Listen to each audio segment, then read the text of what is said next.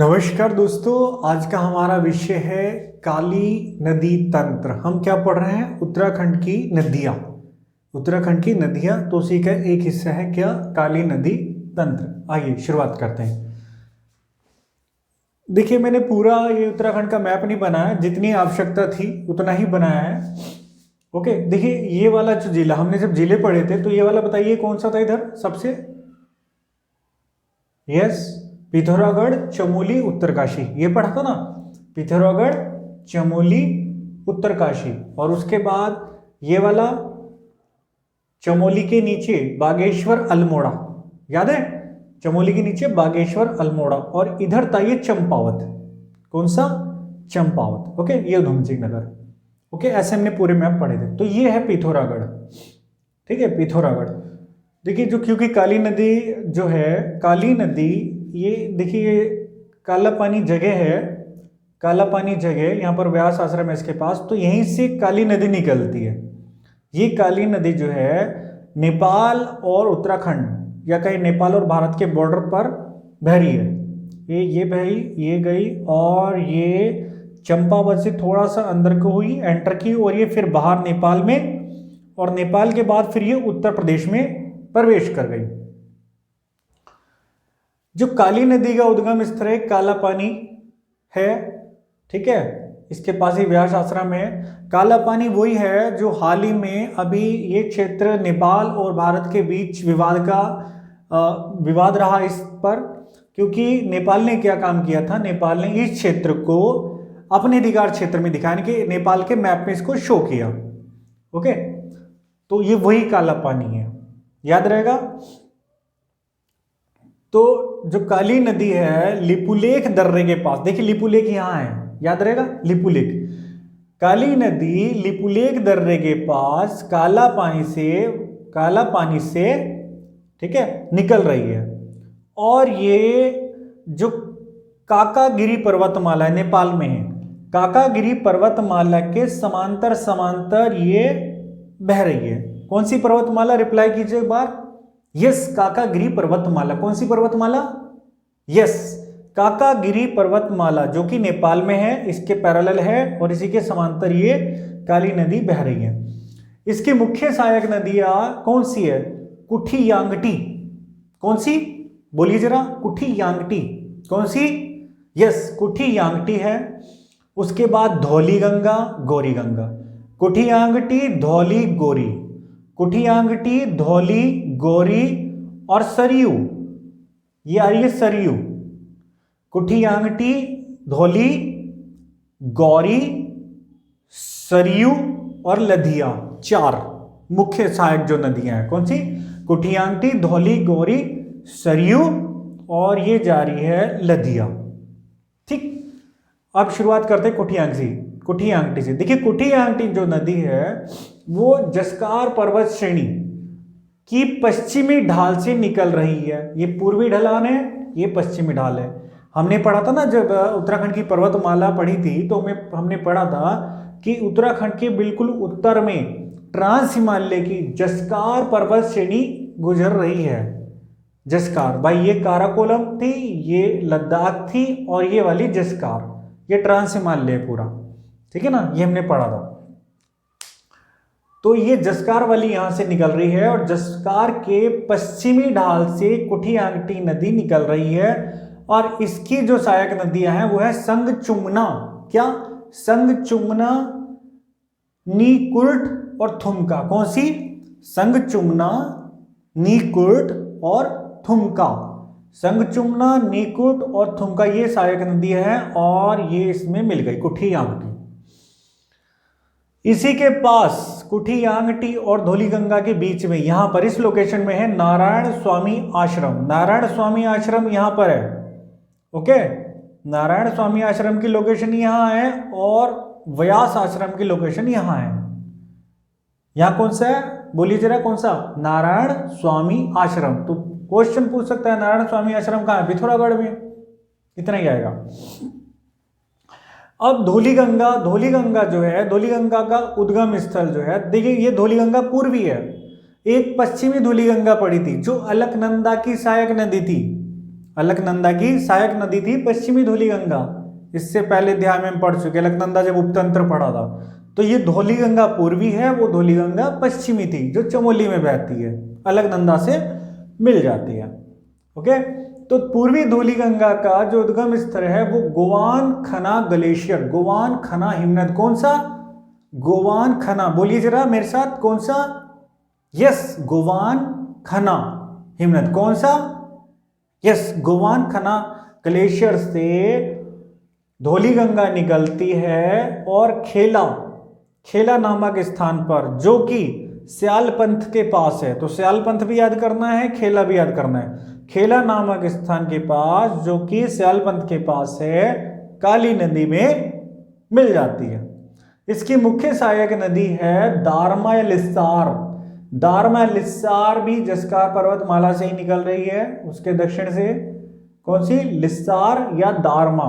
धौली में मिली और धौली मिल गई यहां पर खेला में। ओके, आइए आगे बढ़ते हैं। गौरी गंगा, गौरी गंगा जो है मल्ला जोहार क्षेत्र, ये मल्ला जोहार क्षेत्र है, यानी कि यहाँ भोटिया जो है जनजाति रहती है, भोटिया जनजाति के लोग रहते हैं। ठीक है, तो मल्ला जोहार क्षेत्र ये है, यहाँ पर मिलम ग्लेशियर है। मिलम ग्लेशियर से, मल्ला जोहार क्षेत्र के मिलम ग्लेशियर से गौरी गंगा बहती है। और ये अस्कोट, जहाँ अस्कोट अभ्यारण्य भी है, अस्कोट अभ्यारण्य है, ये अस्कोट क्षेत्र है। और यह है जोलजीवी, जो अस्कोट के पास से गुजरती हुई जोलजीवी के पास काली नदी में मिल जाती है। ओके, तो अस्कोट, देखिए जोलजीवी, जहां जोलजीवी मेला लगता है, प्रसिद्ध जोलजीवी मेला लगता है, परीक्षाओं में कई बार पूछा गया है, जोलजीवी मेला कहाँ लगता है? पिथौरागढ़। तो जोलजीवी के पास कौन सी नदी मिली है? गौरी गंगा, और अस्कोट के पास से गुजर रही है। और ये है अस्कोट अभ्यारण्य, मैंने छोटे छोटे ट्री बनाए हुए हैं। ओके, आगे बढ़ते हैं। इसके बाद है सरयू नदी। देखिए सरयू नदी जो है बागेश्वर के पश्चिम से, बिल्कुल कोने से, पश्चिम से सरमूल या झुंडी नामक स्थान से निकल रही है। सरमूल के झुंडी नामक स्थान से निकल रही है। ओके, सरमूल से निकल रही है। और ये जो है बैजनाथ मंदिर, बैजनाथ मंदिर यहाँ का प्रसिद्ध मंदिर है बागेश्वर का। तो बैजनाथ मंदिर के पास से गुजरती हुई, इसका मतलब बैजनाथ, बैजनाथ में के पास कौन सी नदी बह रही है? सरयू। यस, ये वही नदी है जहां पर क्या है? आंदोलन हुआ था, जहां पर कुली बेगार प्रथा, जो कुली बेगार प्रथा के रिकॉर्ड थे वो जलाकर सारे के सारे नदी में बहा दिए थे। कुली बेगार प्रथा थी ना, यानी कि पैसे भी नहीं देने हैं। कुली बेगार प्रथा ये थी कि अगर कोई अंग्रेज अधिकारी एक गांव से दूसरे गांव, अगर उसका, कुली बेगार प्रथा ये थी, अगर किसी अंग्रेज अधिकारी का ट्रांसफर होता था तो उस गांव के मुखिया की जिम्मेदारी होती थी कि एक गांव से उसका सामान दूसरे गांव को ट्रांसफर करना। तो उसका सामान ढोते थे, ठीक है, एक गांव दूसरे गांव को, दूसरा तीसरे गांव को। तो इस प्रथा को समाप्त करने के लिए आंदोलन हुआ और उसके कुली बेगार प्रथा से जो भी संबंधित रिकॉर्ड थे, दस्तावेज थे, उसको सरयू नदी में बहा दिया गया। ये वही सरयू नदी है। ओके, तो सरयू सरमूल से बह रही है, बैजनाथ के पास से, और बागेश्वर के पास से होती हुई, जब ये बागेश्वर के पास से होती हुई और ये मिल गई काली में, तो इसका उद्गम स्थल हो गया सरमूल झुंडी। ओके, और जब ये बागेश्वर के पास आई तो बागेश्वर के पास इसमें एक और नदी मिली, उसका नाम है गोमती। बागेश्वर में सरयू से कौन सी नदी मिल रही है? बोलिए जरा एक बार। यस, आपको देखिए रिप्लाई करना है, मन में काम नहीं चलेगा, धीरे धीरे बोलना है। ओके, जोर से नॉर्मली बोल सकते हैं, नॉर्मली बोल दीजिए, ठीक है। अन्यथा अगर ऐसी स्थितियां नहीं बोल सकते तो धीरे धीरे तो कम से कम बोलिए, क्योंकि बोलने से क्या होगा, आपके ये जो बातें हैं दिमाग में टिकेंगी, देर तक रुकेंगे। तो बागेश्वर के पास सरयू में कौन सी नदी मिल रही है? बोलिए। यस, गोमती नदी। अब ये सरयू आगे बढ़ी और रामेश्वर तीर्थ है, पिथौरागढ़ के दक्षिण में रामेश्वर तीर्थ, यहां पर मिल रही है रामगंगा। कौन सी रामगंगा? ये पूर्वी रामगंगा है। एक हमने पश्चिमी रामगंगा पढ़ी थी जब दूधातोली धार पढ़ी थी, तो दूधातोली धार से कौन सी नदी निकलती है? यस, पश्चिमी रामगंगा। कौन सी? पश्चिमी रामगंगा, ठीक है, ये हमने बताया था। 5 नदियां निकल रही थी वहां से, दूधातोली से, तो पश्चिमी रामगंगा है ये पूर्वी रामगंगा है। तो सरयू से जब रामेश्वर तीर्थ के पास जाती है तो रामेश्वर तीर्थ के पास इसमें मिलती है रामगंगा, पूर्वी रामगंगा। ओके, और पूर्वी रामगंगा जो निकल रही है इसका उद्गम स्रोत है पोटिंग और नामिक हिमनद। पोटिंग और नामिक हिमनद, यानी कि ये मान लीजिए मिलम के नीचे हैं दोनों। मिलम से कौन सी थी? गौरी थी। और पोटिंग और नामिक ग्लेशियर से कौन सी है? राम। इधर से गौरी निकल रही है, इधर से रामगंगा, और रामगंगा यहां से टच होती हुई सीमा बनाती हुई थोड़ी सी ये रामेश्वर तीर्थ में के पास सरयू में मिल जाती है। काकरी घाट नामक स्थान पर एक और छोटी नदी मिलती है, उसका नाम है पनार। काकरी घाट में कौन सी नदी मिल रही है सरयू में? यस, पनार नदी। तो पनार नदी, काकरी घाट, नाम याद कर लीजिए, काकरी घाट। कौन सा घाट? काकरी घाट। मैप में शायद सिर्फ यहां घाट लिखा है, कौन सा घाट है? काकरी घाट। Okay, clear? हाँ, अब जब सरयू में गोमती मिली बागेश्वर में, तो जो गोमती है, गोमती देखिए यहां जब हमने उत्तराखंड की मुख्य पर्वतमाला अध्याय पढ़ा था, शायद दूसरा अध्याय, तो उसमें पढ़ा था यहां थी गवालदम श्रेणी। कौन सी? गवालदम पर्वतमाला। कौन सी? गवालदम पर्वतमाला। तो ये गवालदम पर्वतमाला का ही एक डेबरा श्रेणी है, डेबरा श्रेणी। यस, तो डेबरा श्रेणी, डेबरा पर्वतमाला से कौन सी नदी निकल रही है? गोमती। गोमती का उद्गम स्थल कहां हो गया? यस, डेबरा पर्वतमाला। और सरयू का सरमूल झुंडी, ये बागेश्वर में मिल गई। रामेश्वर तीर्थ में रामगंगा मिल गई, पूर्वी रामगंगा। उसके बाद पनार मिल गई, ठीक है, काकरी घाट में, और ये मिल गई काली नदी में। आगे बढ़ते हैं। देखिए, अल्मोड़ा नैनीताल का जो मिलन बिंदु है, यहां पर एक क्षेत्र है गजार। यहां से ये लधिया नदी निकली, और लधिया नदी जो निकली ये मिल गई काली में। कौन सी?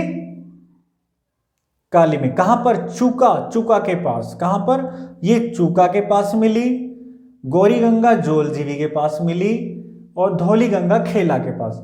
तो खेला, जोलजीवी, चूका, खेला, जोलजीवी, चूका, खेला, जोलजीवी, चूका। ओके, और देखिए ये उत्तराखंड की अंतिम नदी है, उत्तराखंड की अंतिम नदी है जो काली नदी में मिल रही है। लधिया उत्तराखंड की अंतिम नदी।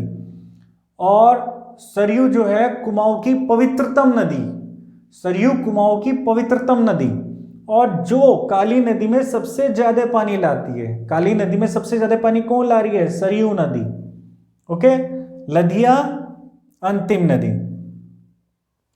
आगे बढ़ते हैं। देखिए इसके यहां लधिया के थोड़ा सा नीचे, जहां ये चंपावत थोड़ा सा बैंड है ऐसे, तो यहां पर है एक बरम देवी मंडी।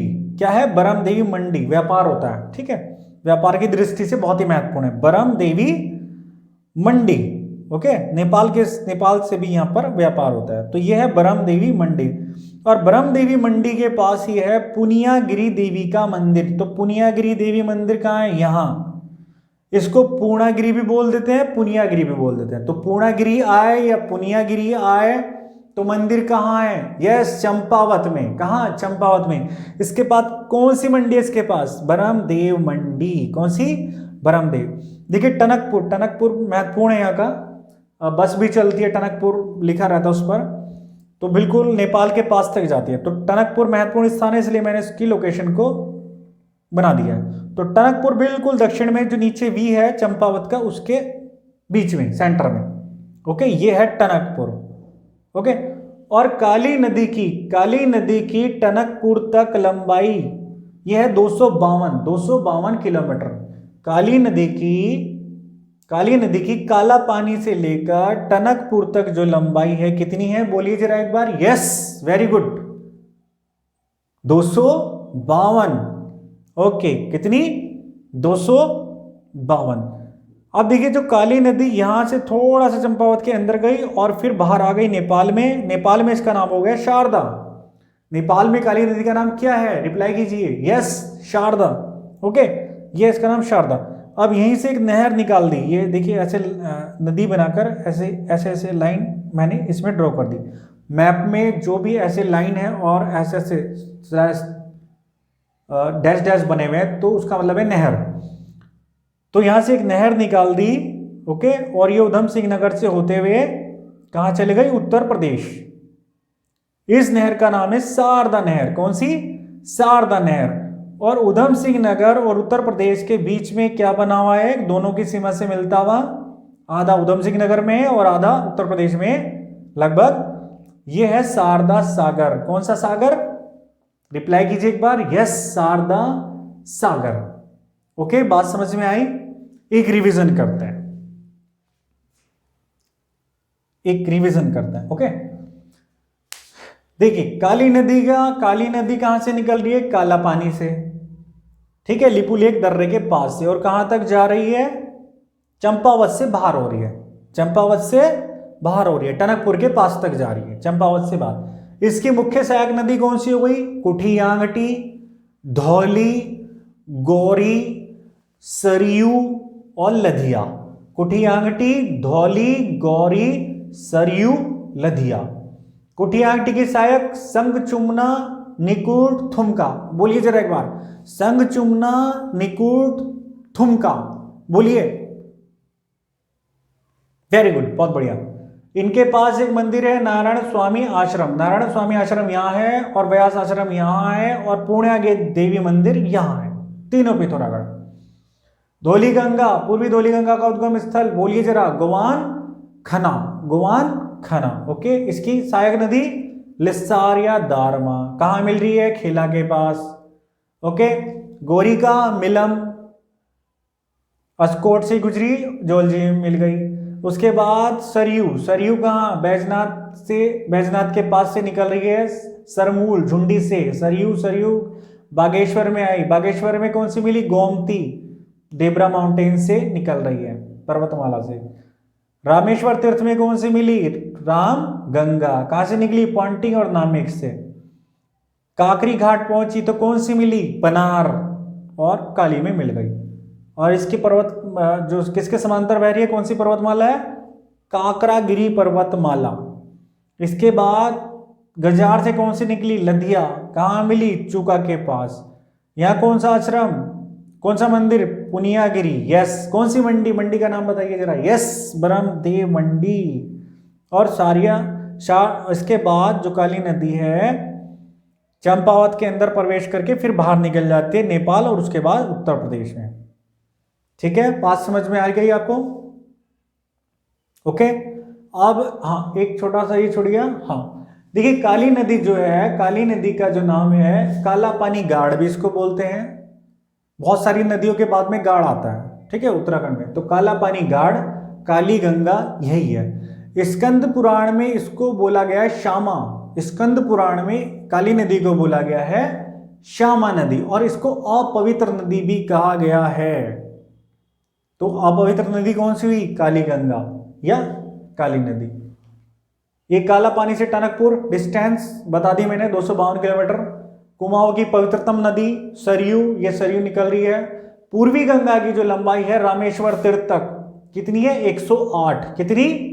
108, 108। ओके, लदिया, लदिया क्या है? उत्तराखंड की अंतिम नदी।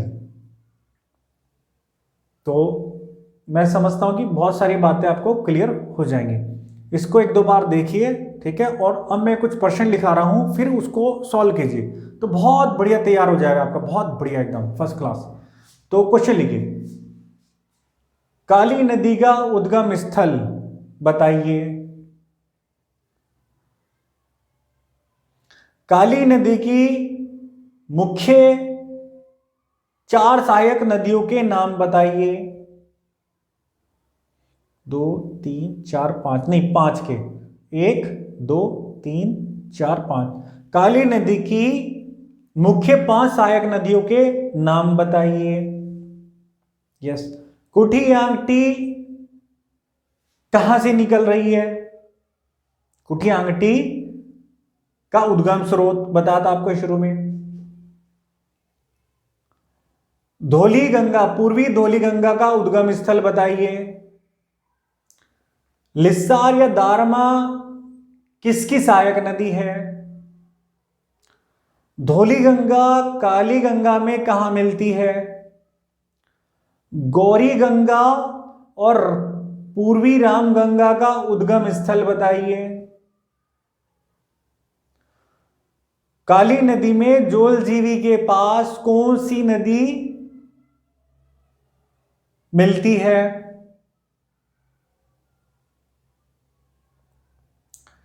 रामेश्वर तीर्थ में सरयू से कौन सी नदी मिलती है? काकरी घाट में सरयू से कौन सी नदी मिलती है? बागेश्वर में सरयू से कौन सी नदी मिलती है? गोमती नदी का उद्गम स्थल बताइए। सरयू नदी का उद्गम स्थल बताइए।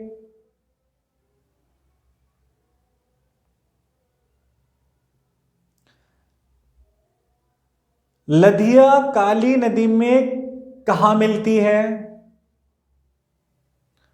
ब्रह्मदेव मंडी कहां है? दक्षिण में, ठीक है। ब्रह्मदेव मंडी कहां है? टनकपुर की स्थिति बताइए। कुमाऊं की पवित्रतम नदी बताइए। काली में सबसे ज्यादा पानी गिराने वाली नदी बताइए। किस पुराण में काली नदी को अपवित्र कहा गया है? यस। श्यामा किस नदी का नाम है? पूर्वी रामगंगा की लंबाई बताइए। काली नदी की काला पानी से टनकपुर तक लंबाई बताइए। उत्तराखंड की अंतिम नदी जो काली नदी में मिलती है उसका नाम बताइए। ओके, तो पहले आप इसको देखें और फिर उत्तर लिखें। मजा भी आएगा और अच्छा भी लगेगा, आपको कॉन्फिडेंस भी फील होगा और रेडी भी हो जाएगा। हाँ, अंत में मैं आपको यही कहना चाहूँगा, और देखिए, appreciation is the best motivation. किसी की प्रशंसा करना, अगर कोई अच्छा काम कर रहा है उसकी प्रशंसा अगर आप करेंगे तो उसको एक मोटिवेशन मिलेगा। मोटिवेशन का मतलब ये है कि आप में एक उत्साह, उमंग, ऊर्जा आएगी, जो ऊर्जा आपके अंदर ही है। और वो बाहर कैसे आती है? मोटिवेशन का स्विच दबाकर। और चूंकि हम लोग ह्यूमन बींग से डिमोटिवेट भी कहीं ना कहीं हो जाते हैं, कहीं जब अपने से आहत होते हैं या कोई ऐसे इंसिडेंट होती है तो डिमोटिवेट भी हो ही जाते हैं। तो कोशिश करें, या जिस भी माध्यम से आप उचित समझें, जिस भी माध्यम से जो भी चीज़ आपको, जो भी आपका मोटिवेट करता हो, जो भी स्रोत आपको मोटिवेट करता हो, उससे प्रातःकाल सबसे पहले उठते ही सबसे पहले उसी को याद कीजिए। ओके, इससे क्या होगा? आपके मन में हमेशा आप क्या ऊर्जावान बने रहेंगे, डेली ऊर्जावान बने रहेंगे, और ये आपकी सफलता का मुख्य साधन होगा। ओके, तो ऊर्जावान बने रहिए, मोटिवेट होते रहिए अपने आप या जो भी आपके सकारात्मक सोच वाले लोग हैं। ओके, तो इसका समापन करते हैं इस अध्याय का। नेक्स्ट वीडियो में मिलते हैं नेक्स्ट विषय के साथ। तो इसी के साथ नमस्कार और जय हिंद, जय भारत।